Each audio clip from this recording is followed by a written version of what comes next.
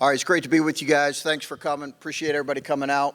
Hopefully you had a really good time talking to our guys, many of who are new or you didn't have a chance to meet with this summer. So I appreciate everybody coming out. I'd be remiss if I didn't begin with the talk of the sports world on Saturday. Big congrats to Ryan, his staff, and players. What a game. What a game. What an unbelievable game. So excited for them. We enjoyed watching it together as a team while we were away for a couple days. So I'll make some brief statements and then get rolling here with questions. As many of you know, this starts our practice week here. We have a number of practices and a number of days before our first contest, 30 practices before our first 42 days out from our first game. And that's obviously a really, really important time for teams and programs to build consistent habits. And that's really what these next 4 to 6 weeks are about, is building our system and building consistent habits with our team. So we are really excited about this group. As excited as I've been. It's really nice to see some faces that went through some real battles last year back at it. Many of you guys know who I'm talking about with those returning guys. So it's great to have a core group of returning guys, along with the addition of some transfers and freshmen.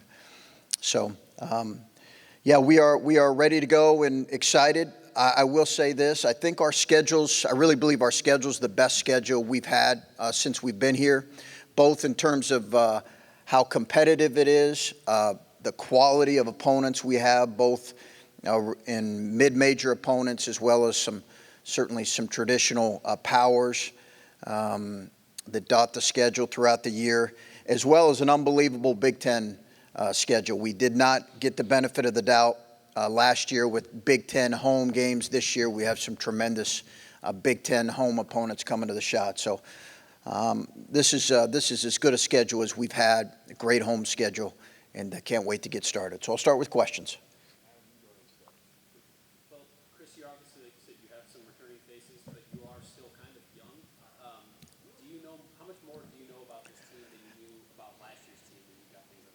Yeah, considerably more, Adam. I think we have way more knowns than what we had at this time last year. We had some knowns, but you had a guy like Justice who had been out a year, so there were still some questions in terms of his overall health. I think the fact that our three sophomores, we are still young, and we will be regarded certainly in terms of age in class, one of the younger teams in the Big Ten. My only point to that would be, I think the experience that those three sophomores got last year will really prove beneficial. And I'm not sure I even look at them as sophomores because of the experience they got last year. Hopefully that provides a great benefit. Yeah, Coach, your social media has been well documented with your weight loss journey this past summer. You gained into shape and lifting those weights and doing the running. And talking to some of the players, Felix gained a lot of weight, Bruce lost some weight, a couple other players changed their weight. Is there any correlation between your weight loss and some of the weight changes with the players? No, I wouldn't expect it to be, and I never want to compare myself to the athlete of the body of an 18 and 19-year-old. My trainer the other day, I asked her what I was squatting. She throws the weights on there, and sometimes in my home gym, and I asked her what I was squatting, and she said, well, you need about 185. And 2 days earlier, our strength coach had told me that Bruce did 400. So I'm going to try not to compare myself to them. I will say this, our guys are physically as good as they've been. I think our conditioning is something we need to improve on these next 4 to 6 weeks. I think that's an area that we're really targeting as a team that we need to get better in.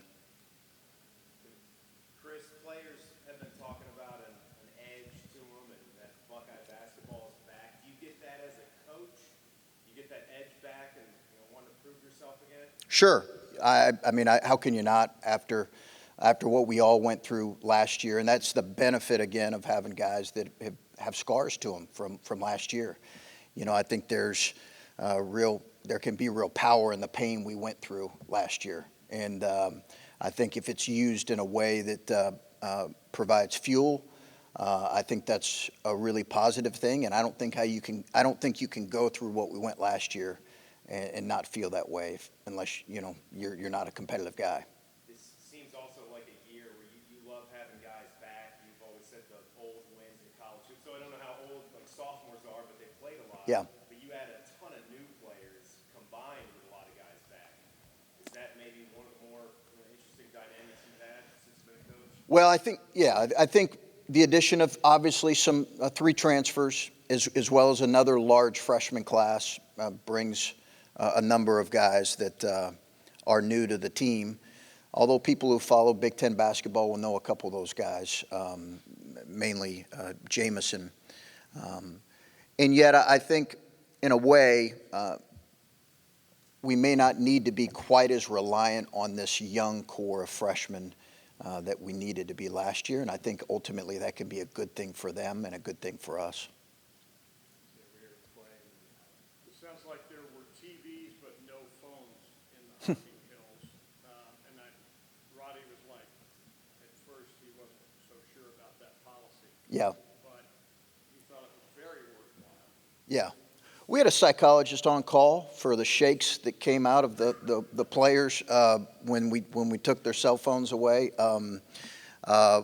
They listen. I think they, at the end of the day, appreciated the fact that they were doing something that maybe was a little bit challenging for them and a little bit outside their comfort zone. But it was not. We were not asking for them to part from their phone for a week. But having a chance to just spend some time together was the first time we had done that, Clay. And, I think it was beneficial. And, it was a great opportunity for us to kind of talk about the upcoming season. It's not like we hadn't this summer, but it gave us an opportunity to, for us to speak to them as well as for them to hear from some other guys and then spend a lot of time together. Coach, from the last couple of years in playing him, what have you seen in Jameson's battle, and what does he add to your program? Well, listen, I think he's a really proven, gifted scorer, and I think that is what we've seen from him so far in the preseason, the fact that he can score the ball. And I think we needed that with the loss of some of our wings, namely Bryce and Justice. We knew we needed some scoring. He's proven that. And now we've got to get him to continue to be that guy and then do some things we feel like that he needs to do a little bit better in terms of defending and being a better rebounder on both ends. Chris, you mentioned some of the body changes these guys have been throwing. No one seems to have changed what you said. Yeah. How incredible has it been coming off that shoulder, what he's done with his body, and does that mean that he can maybe play before a little bit more with another big guy? Yeah, I think it's something we'll look here, Whitney, and talk about how do we want to play those two guys together. It's certainly something we're going to look at here in these next 4 to 6 weeks, and have a package where we play bigger perhaps. His mobility's good. He's got to keep it at a certain level. One of the things that has made Zed effective is he's been able to throw around 245 pounds as a really strong presence. So we don't want him to lose that. But his mobility's been really good, and we certainly will look at a big package for sure at times. How hard is it to recruit and bring in guys that will play well in the Big Ten style of play, but then also play well in the tournament style? Because let's face it, it's very different, but you have to win the Big Ten to get to the tournament. Well, you're exactly right. I think there is a different style of play that perhaps can get you to advance. And really, a lot of it is dictated on how good your guard play is. I know that's maybe overstated, but I think we know that is a reality, that your guards and your wings have to be really good in that setting. And yet in the Big Ten, we know it's physical. I think almost every power league is physical, but there are a lot of big guys, as we saw last year. I mean, you can rattle off 5 or 6 really talented big guys. Chris, Roddy was talking a lot about defensive efficiency. I know that's been a priority for a couple of years now, but is it even more of a priority now, and what is the standard in that Yeah, I don't want to get specific necessarily on the numbers. Good question. It is something that we have told our guys, this is our goal, and this is something we need to get, a goal we need to get to.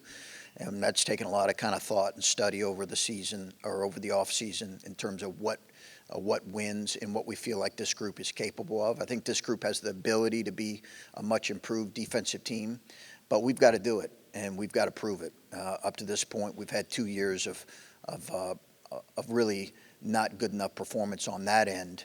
And then last year, we just weren't efficient really on either end in Big Ten play. So that's certainly been a point of emphasis and will be as we move forward. Yeah, I wanted to ask about some little behind the scenes maybe. Terrence Giles, just what has he brought to this program and his role, and how has he helped excel, play excel? Yeah, Terrence is great. Yeah, Terrence has been a great addition to the staff. As you know, we hired him a few years ago when Scooney went to Memphis, and we've loved having him with us. He has a really good feel for obviously this program, and he does a lot in terms of the day-to-day with our players. A lot community service. He's involved in some NIL opportunities, and his big role is monitoring their academics.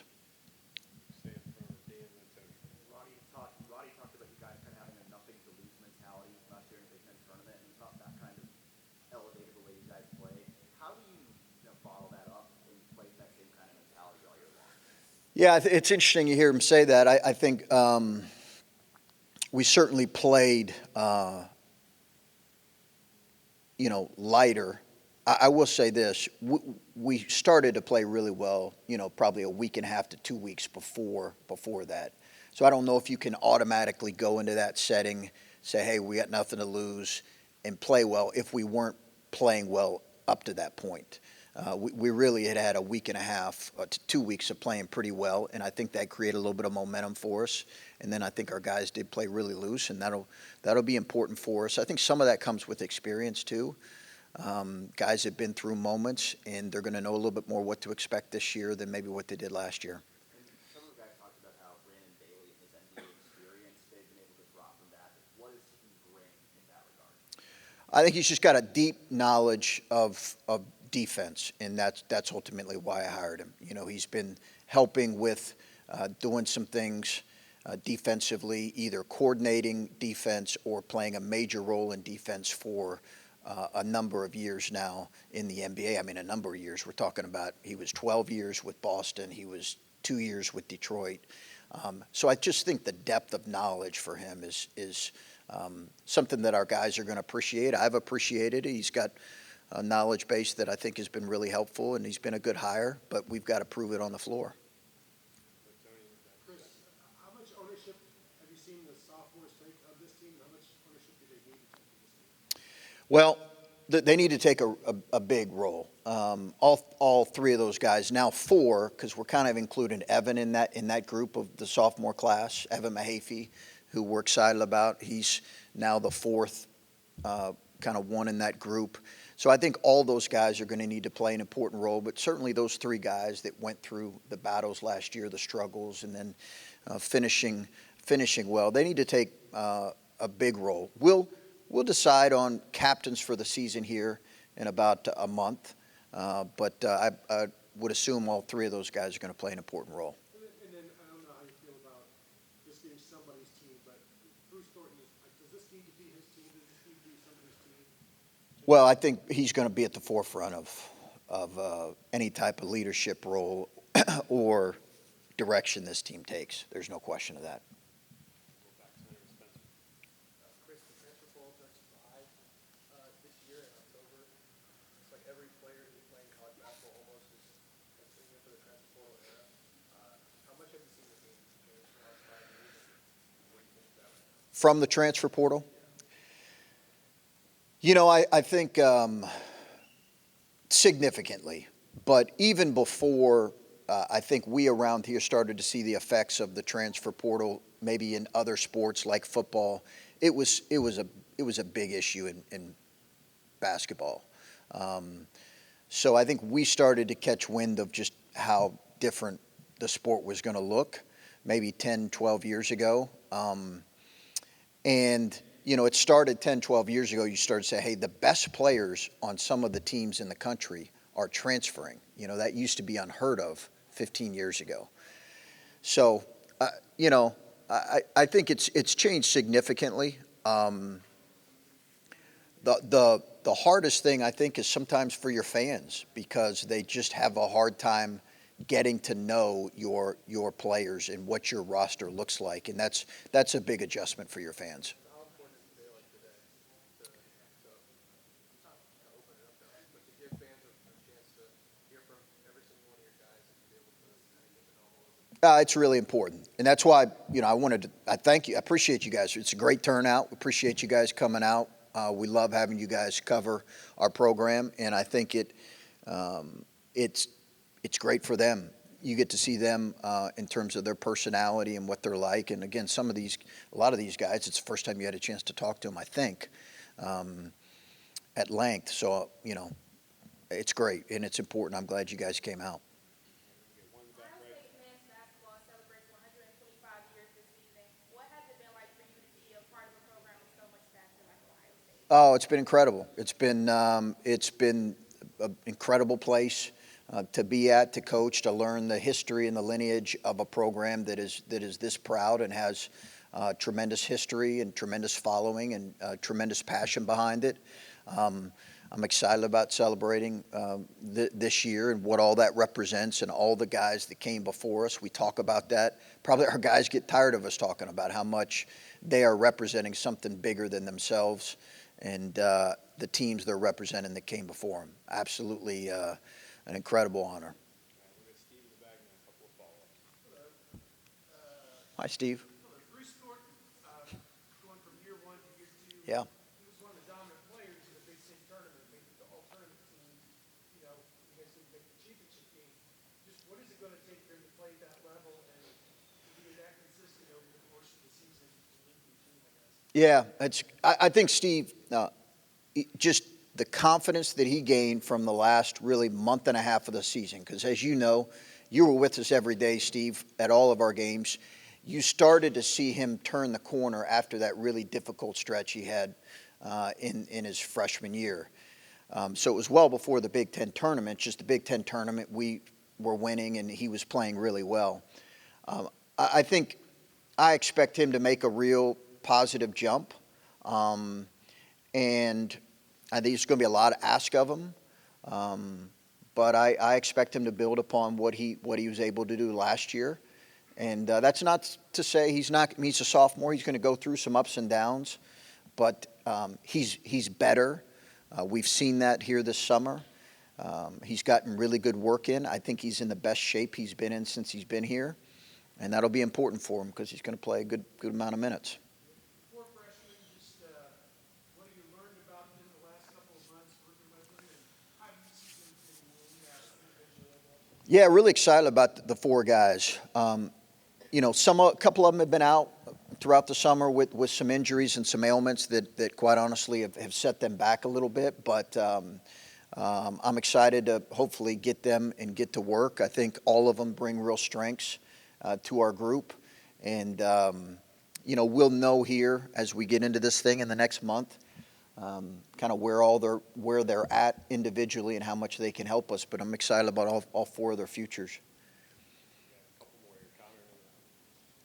Chris, last year you said several times that the plan was never to have Bruce play 30, 35 minutes a game like he did. Now that he's been through kind of the ringer once, how much are you leaning into that this year, that he's going to play a lot, but not out of necessity, but because he makes things happen? He's the face of the program, like you said. Yeah. Well, we started to play through him more last year, and I think that's when we became a more efficient offense, when we played through him more. So, I'll scrap any thought of, hey, we're not going to play him 30 minutes, like I said this time last year, okay? So what I believe is we're going to continue to play through him as long as he competes on both ends like we believe he will, and he's going to be really a focal point of what we do on both ends. Zed and Felix and Austin, do you think this is the most depth that you've had below the basket since you got here? Yeah, I think he's got a learning curve as a big guy.